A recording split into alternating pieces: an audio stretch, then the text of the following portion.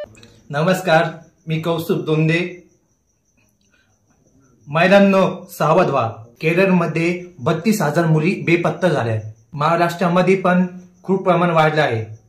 त्यात हा प्रकार दिसून येतो।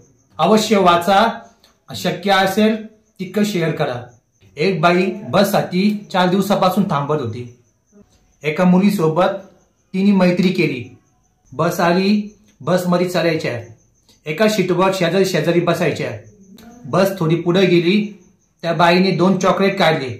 एक चॉकलेट स्वतः खाले, दुसरं चॉकलेट तिला दिलं। कोणतीही शंका न येता तिने ते चॉकलेट खाल्लं। काही वेळात तिला चक्कर येऊ लागली आणि ही बाई घाबरली।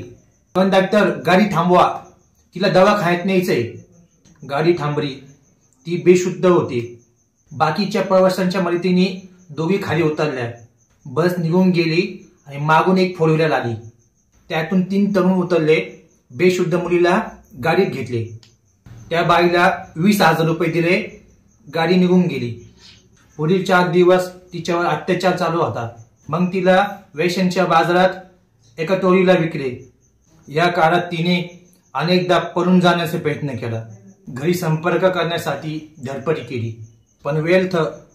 ही मुलगी शांत बसली नाही आणि वेश्या व्यवसाय करायलाही विरोध करते। मग काय करावे? ही जिवंत ठेवणे फायद्याची नाही, पण हिच्या किडनी, डोळे, रक्त याच्यातून पैसा मिळू आणि जिवंतपणेच तिची किडनी, डोळे, रक्त, अवयव काढून घेतले आणि त्याच्यातच तिचा मृत्यू झाला।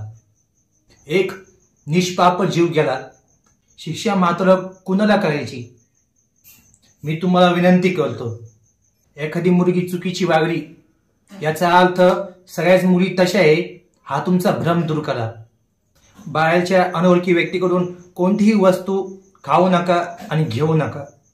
समाजात विकृत लोक खूप आहे, आपण सावध राहा।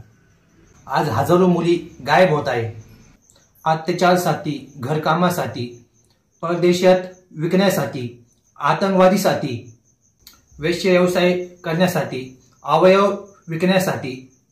म्हणून मुलींना पळवले जाते आणि त्यांची जिवंतपणे हत्या केली जाते। महिलांना सावध करा। हा मेसेज आपल्या जवळच्या सर्व लोकांना पाठवा, ग्रुपला पाठवा, ज्यांना आई वडील आणि मैत्रीण आहे त्यांना बी पाठवा। आपला हा एक मेसेज आपल्या जवळच्या व्यक्तीला वाचू शकते। अशीच नवीन नवीन जगातील खरी गोष्टी मी तुमच्यासाठी घेऊन येईल। तुम्ही सावधला म्हणजे जग सुंदर राहील। धन्यवाद। आणि केडी प्रोडक्शन हा चॅनल बघत राहा।